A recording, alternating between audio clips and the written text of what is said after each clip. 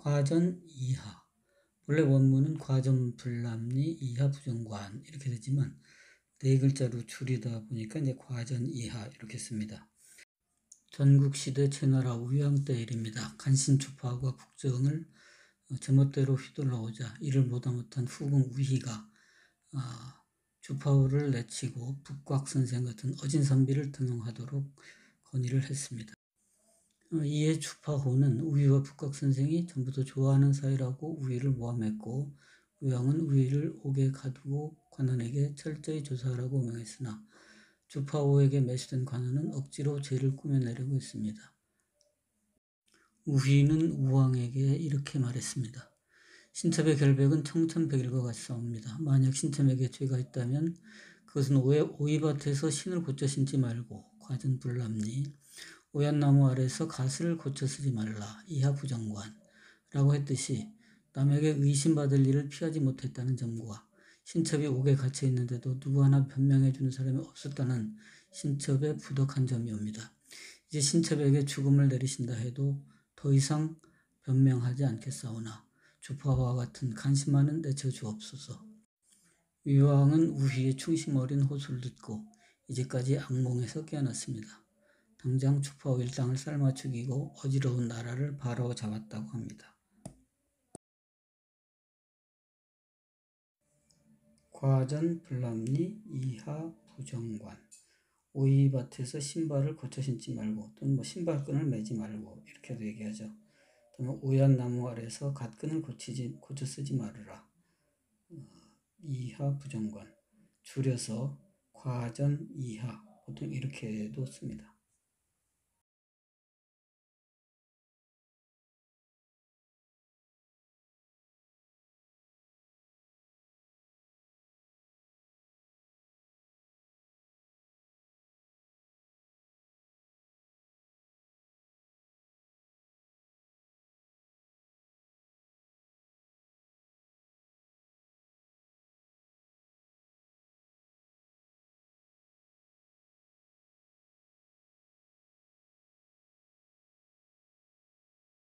과유불급. 어느 날 자공이 공자에게 물었습니다. 선생님, 자장과 자하 중 어느 쪽이 더 현명합니까? 공자는 두 제자를 비교한 다음 이렇게 말했습니다. 자장은 아무래도 매사에 지나친 면이 있고 자하는 조금 부족한 점이 많은 것 같다. 그렇다면 자장이 낫겠군요. 자공이 다시 묻자 공자는 이렇게 대답했습니다. 그렇지 않다. 지나침은 미치지 못한 것과 같다. 과유불급이죠. 공자는 중용, 어느 한쪽으로 치우침 없이 중정함인데요. 그 중용의 도를 말했던 것입니다.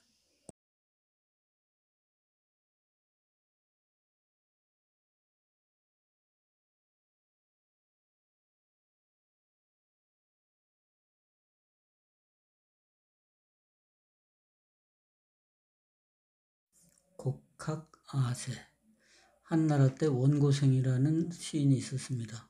당시 90세의 고령이었지만 직언을 잘하는 대뚝같은 선비였는데 같이 등용된 소장학자의 공손홍이라는 사람이 원고생을 늙은이라고 깔보고 무시했는데 원고생은 이렇게 공손하게 말했습니다. 지금 학문의 정도가 어지러워 속설이 유행하고 있네. 자네는 다행히 젊은 데다가 학문을 좋아하는 선비이니 부디 올바른 학문을 열심히 닦아서 세상에 널리 전파해주기 바라네. 결코 자신이 믿는 학설을 굽히어 곡학이죠. 세상 속물들에게 아첨하는 일이 있어서는 안 되네. 아세입니다. 원고생의 고매한 인격과 학식에 반한 공손홍은 당장 원고생의 제자가 됐다고 합니다. 관포지교. 춘추시대 제나라의 명재상이었던 관중에게는 포수가라는 친구가 있었습니다. 제나라 환공이 천하를 제패하도록 역량을 발휘한 관중이었지만 포수가가 자신의 재상 자리를 관중에게 양보하고 천거했습니다. 또 관중이 잘못을 저지를 때마다 이해를 해준 포수가가 없었다면 관중이라는 명재상도 없었을 겁니다. 후에 관중은 이렇게 말했습니다. 나를 낳아준 분은 부모지만 생하자 부모, 나를 알아준 사람 포수가이다. 지하자 포수가. 친구 사이의 지극한 우정을 이야기하는 말로 관포지교가 아주 대표적인 이야기고요. 비슷한 말로는 이제 문경지교, 금난지교, 수호지교 등의 성어가 있습니다. 이것도 하나씩 써보겠습니다. 네, 문경지교. 조나라 회문왕 때 외교가 인상여와 장군 연파가 있었습니다.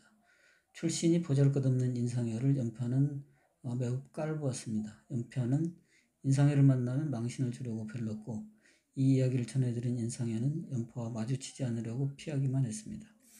부하들이 이유를 묻자 진나라가 우리 조나라를 공격하지 못하는 이유는 나와 연파 장군이 있기 때문인데 우리 둘이 싸우면 나라가 위태로워질 것이다 라고 했습니다. 이 말을 전해 듣고 연파가 백배사죄하며 마침내 서로 목숨을 내놓을 수 있는 문경지우가 되었다고 합니다. 금난지교를 보겠습니다. 역경에 나오는 말인데요. 군자의 도는 나가 벼슬 하고 물러나 집에 있으며 침묵을 지키지만 크게 말한다. 두 사람이 하나로 하면 그 날카로움이 쇠를 끊고 마음을 하나로 하여 말하면 그 향기가 난초와 같다. 이렇게 한 얘기에서 유래된 말로 금난지교라고 합니다.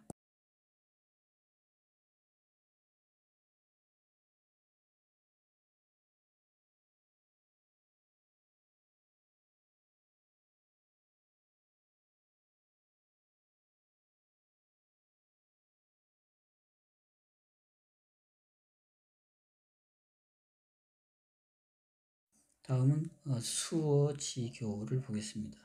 삼국지에 나오는 말인데요. 유비가 공명을 책사로 맞이해서 중용을 하자 관우와 장비는 어린 공명을 매우 못마땅하게 생각을 했다고 합니다. 이에 유비는 관우와 장비를 달래면서 이렇게 말했다고 합니다. 나에게 공명은 물고기에게 물이 있는 것과 같다. 다른 말을 하지 말도록 해라. 수어지교입니다.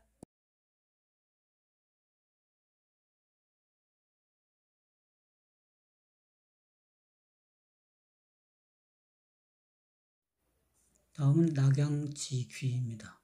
보통 낙양직가귀 또는 낙양직가고 이렇게 쓰는데요. 네 글자로 줄여서 이제 낙양지귀입니다. 진나라 때에 좌사라는 시인이 있었습니다. 그는 추남에다가 말까지 더듬었는데 일단 붓을 잡으면 아주 장려한 시를 썼다고 합니다. 삼도부라는 시를 10년 만에 완성을 했는데 알아주는 사람이 없다가 장화라는 유명한 시인이 삼도부를 읽고 격찬을 했습니다. 그러자 삼도부는 당장 낙양의 화제작이 되었고 고관대작은 물론 귀족, 환관, 문인, 부호들이 그것을 다투어 베껴 쓰는 바람에 낙양의 종이값이 올랐다. 낙양직가귀 또는 낙양직가고 줄여서 낙양지귀입니다. 다 한번 써보겠습니다.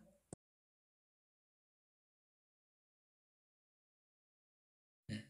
낙양지귀와 같은 말 낙양직가고를 계속 써봅니다. 같은 뜻입니다. 낙양의 종이값이 올랐다. 왜냐하면 워낙 베스트셀러이기 때문에 이 시를 베껴 쓰기 위해서 너도 나도 종이를 사는 바람에 종이값이 올랐다. 이런 거죠.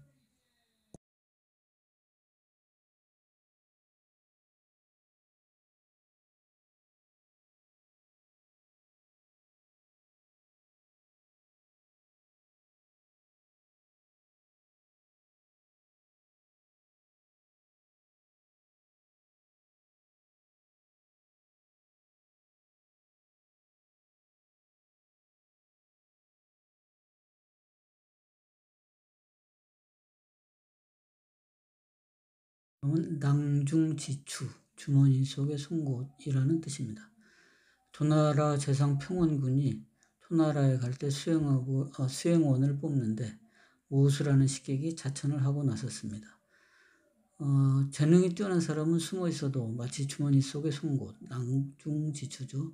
끝이 밖으로 나오듯이 남의 눈에 드러나는 법이요. 근데 내 집에 온 지 3년이나 되었다는 그대는 이제까지 단 한 번도 이름이 드러난 적이 없지 않소? 그러자 이제 모수는 얘기했습니다. 그건 나리께서 이제까지 저를 한 번도 주머니 속에 넣어주지 않았기 때문입니다. 하지만 이번에 주머니 속에 넣어주시기만 하면 끝뿐 아니라 자루까지도 드러내 보이겠습니다. 평원군은 모수 덕분에 초나라에서 구원군을 쉽게 얻을 수 있었습니다. 노마지지입니다.